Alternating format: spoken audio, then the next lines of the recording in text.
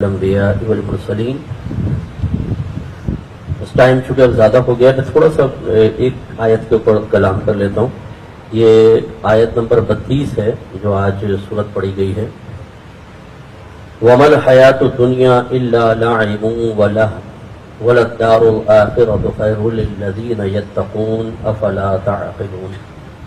اللہ تعالیٰ فرماتا ہے کہ یہ دنیاوی زندگی صرف کھیل کود کے سوا اور کچھ بھی نہیں، اور ضرور آخرت کا گھر یعنی آخرت خود یا جنت یہ بہتر ہے ان لوگوں کے لیے جو تقوی اختیار کرتے ہیں۔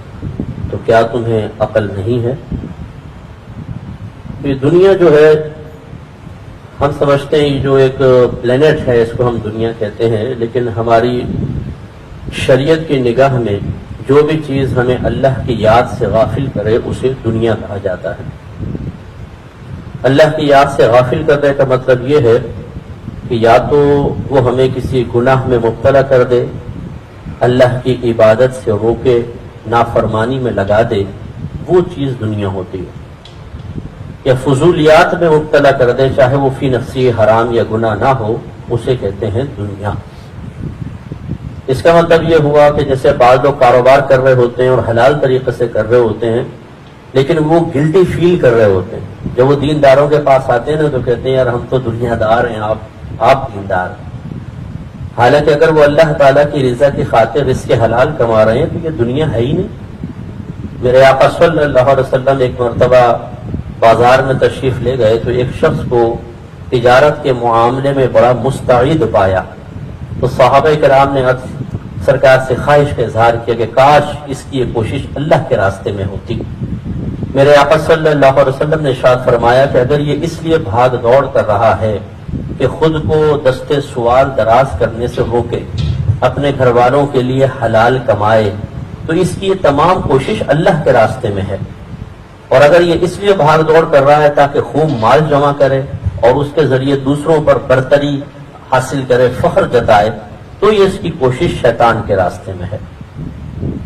اسی طریقے سے اگر کوئی علم دین سیکھ رہا ہو، ہم کہتے ہیں کہ جی یہ تو دین سیکھ رہا ہے، یہ تو دیندار ہے، لیکن اگر اس کے پیش نظر اس دین کے سیکھنے سے دنیاوی عزت ہے، وہ آسائشیں چاہتا ہے، وہ چاہتا ہے کہ یہ علم میرے پاس آئے تو پھر میں لوگوں پر فوقیت ظاہر کروں، لوگوں سے جھگڑوں، دلائل کے ذریعے ان پر غالب آنے کی کوشش کروں، تو یاد رکھیں پھر یہ علم دین بھی دین نہیں ہے بلکہ یہ دنیا بن جائے۔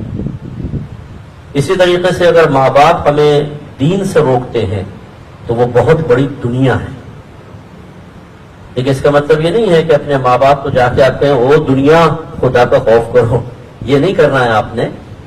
نہ ان سے بدتمیزی کرنی ہے، نہ سخت لہجے میں ان سے گفتگو کرنی ہے، لیکن پہچان پیدا کرنا بہت ضروری ہے کہ بعض اوقات ہمارے ماں باپ ایک دنیا ہوتے ہیں، ہمارا مال دنیا ہوتا ہے، ہمارا کاروبار دنیا ہے، ہمارے دوست دنیا ہے، ہمارا گھومنا پھرنا دنیا ہے۔ اگر یہ چیزیں ہمیں گناہ میں مبتلا کر رہی ہیں، اگر دین سے دور کر رہی ہیں، دین پر استقامت کے راہ میں رکاوٹ بن رہی ہیں، تو یہ سب دنیا ہے۔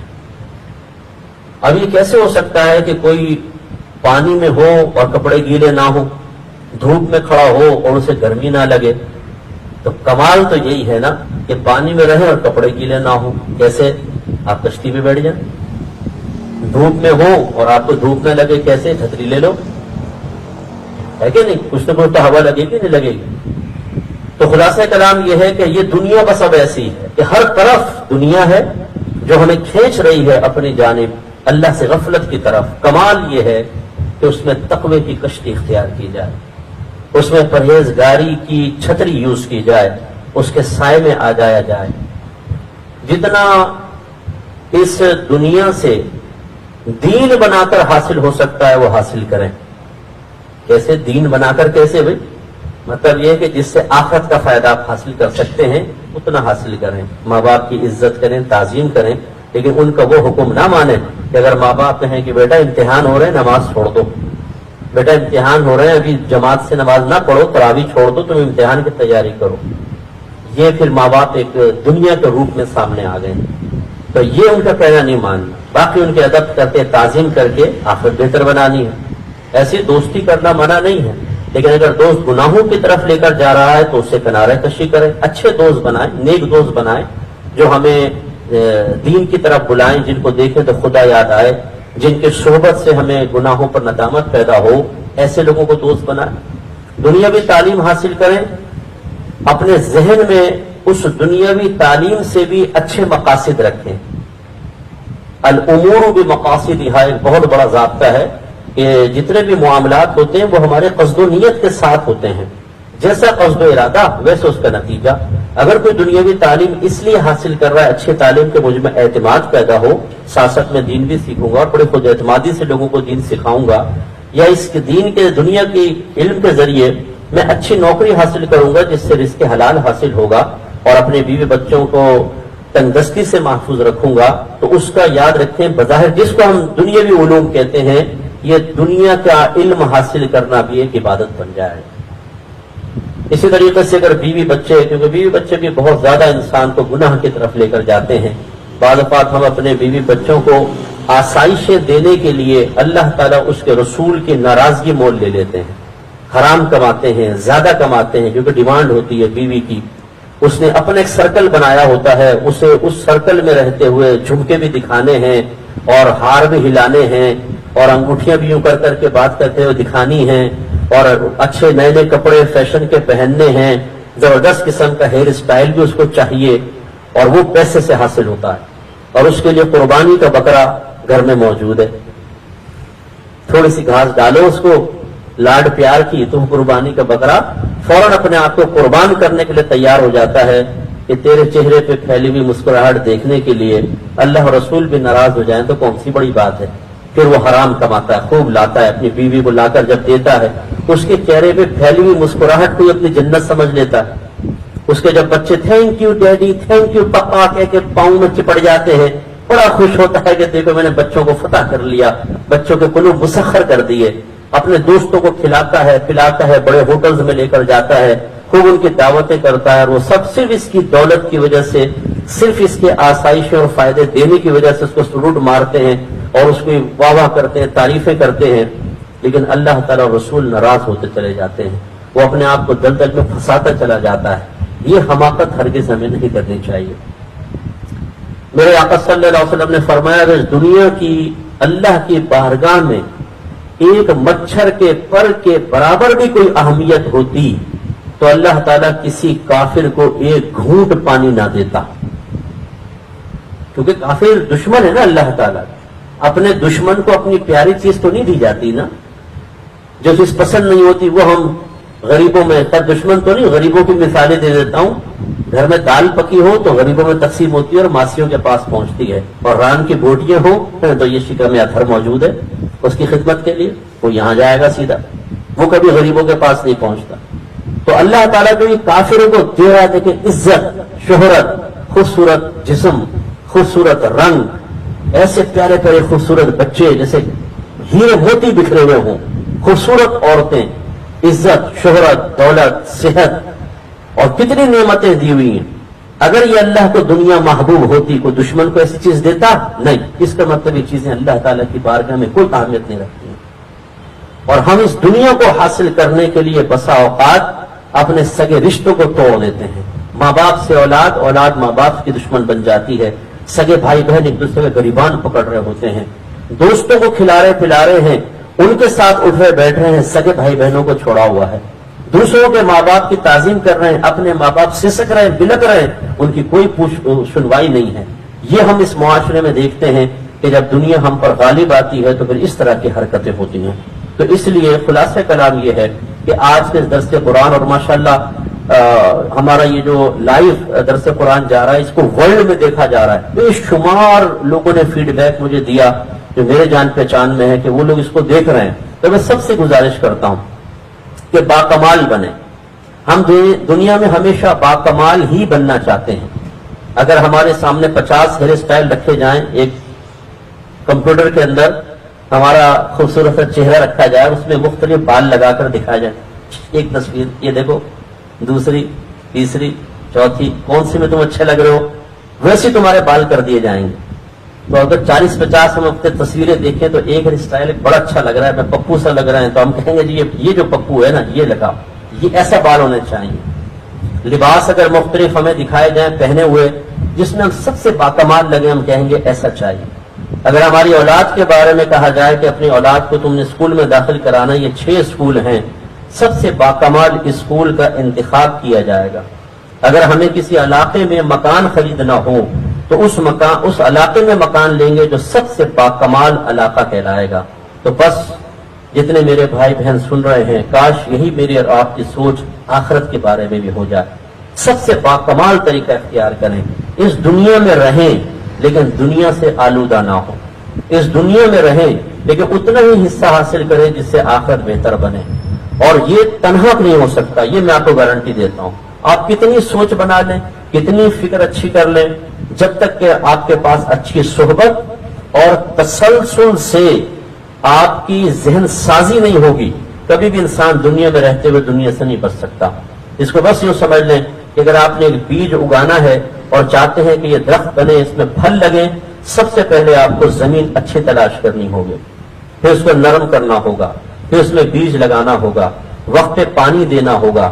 جب پودا نکلے گا، یہ سب سے سینسٹیو ٹائم ہوتا ہے کہ اس پودے کو نہ ٹوٹنے دیں، وہ ٹوٹ گیا اگر تو ختم، اس کو تناور درخت بننے دیں، پھر اس پہ کلہاڑے بھی چلیں گے تو اثر نہیں کریں گے۔ پھر وہ جب بڑا ہوتا جائے اس کی نشو و نما کا خیال رکھیں، فالتو پتے کاٹیں، فالتو شاخیں کاٹیں تو وہ بڑھتا چلا جائے گا۔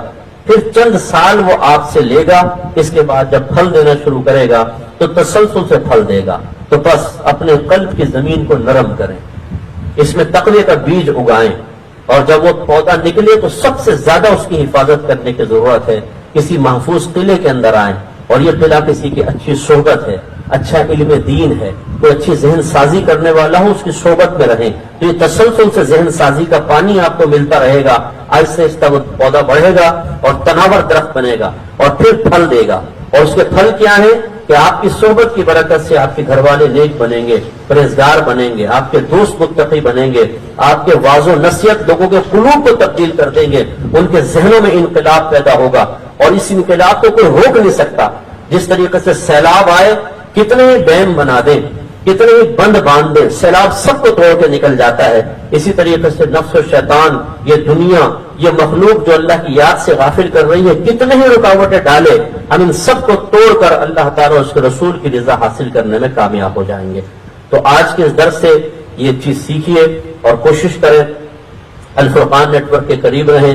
میں یہ نہیں دعویٰ کرتا ہوں کہ ہم ہی کام کر رہے ہیں، بہت لوگ کام کر رہے ہیں اور بہت اچھا کام کر رہے ہیں، اور میں برملا کہہ دیتا ہوں ہم سے بھی بہتر کام کر رہے ہیں، لیکن ہم چونکہ اس پلیٹ فارم سے آپ کو دعوت دے رہے ہیں تو جتنی ہماری استطاعت ہے اس کے حساب سے ہم کہتے ہیں آپ ہمارے قریب آئیے، ہماری اکیڈمی کو جوائن کریں، آپ عالم بنیں، آپ مفتی بنیں، آپ شارٹ کورسز کریں، آپ ہماری تربیتی نشستوں میں آ کر بیٹھیں۔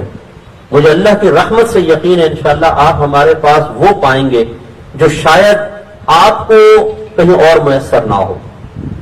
آپ کو میں نے کہا اور جگہ ہے میسر ہو، لیکن ہماری رسائی نہیں ہوتی ہر جگہ نا، ہم پہنچ نہیں پاتے ہیں، تو اس لیے میں عرض کر رہا ہوں۔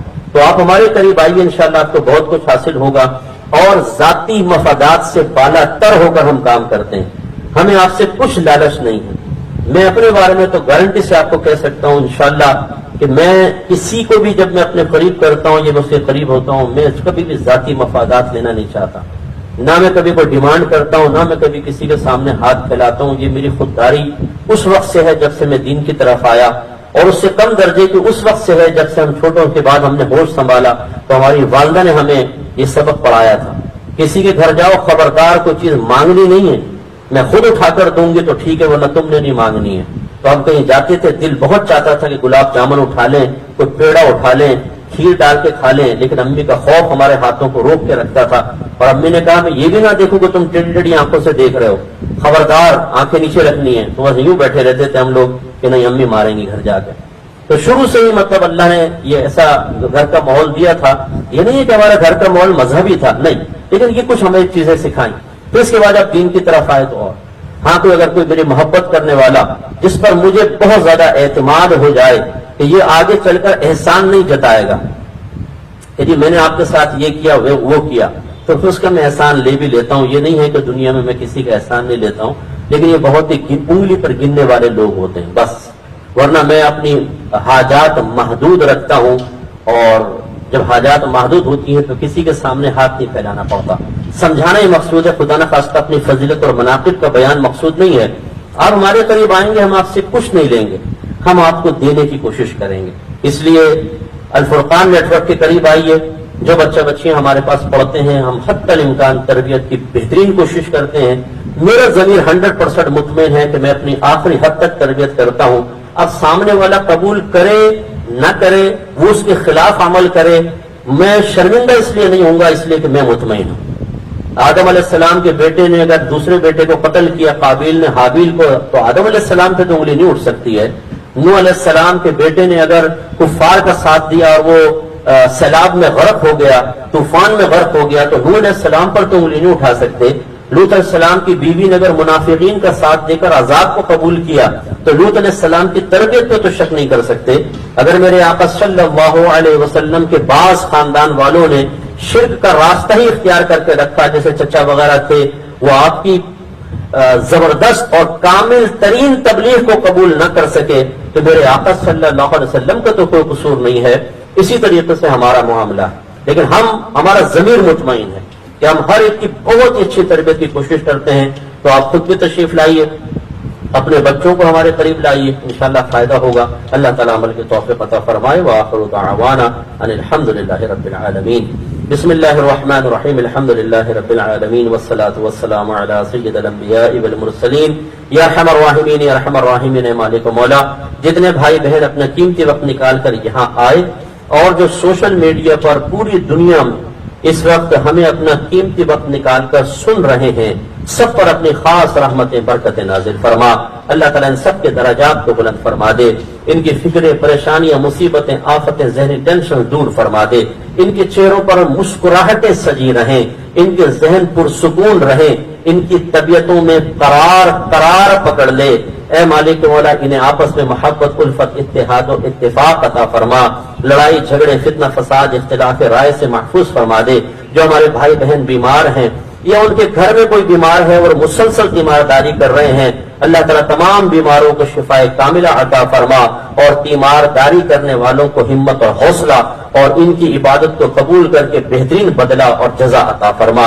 اے مالک مولا، جس طرح ہم سب یہاں جمع ہوئے، عرش الہی کے نیچے بروز قیامت ہم سب کو جمع ہو کر ایک دوسرے سے پیار محبت والی باتیں کرنے کی توفیق عطا فرمانا، خوش و خرم چہروں کے ساتھ ہمیں وہاں پر موجود رہنے کی توفیق عطا فرمانا، اپنے حبیب کریم صلی اللہ علیہ وسلم کی زیارت و شفاعت کے صدقے میں سیدھے ہاتھ میں اعمال نامہ کو صراط پر ثابت قدم عطا فرمانا، آپ کے نورانی ہاتھوں سے حوض کوثر کے چھلکتے جام پینے کی توفیق عطا فرمانا، اور ہمیں جنت الفردوس میں اپنے حبیب کریم صلی اللہ علیہ وسلم کا پڑوس نصیب فرمانا۔ اے مالک مولا، ہماری دعائیں تمام مسلمان بھائیوں، تمام مسلمان بہنوں کے حق میں بھی قبول و منظور فرما لے۔ صلی اللہ تعالی علی خیر خلقہ و نور عرشہ سیدنا و مولانا محمد وعلی آلہ و صحبہ اجمعین برحمتک یا ارحم الراحمین۔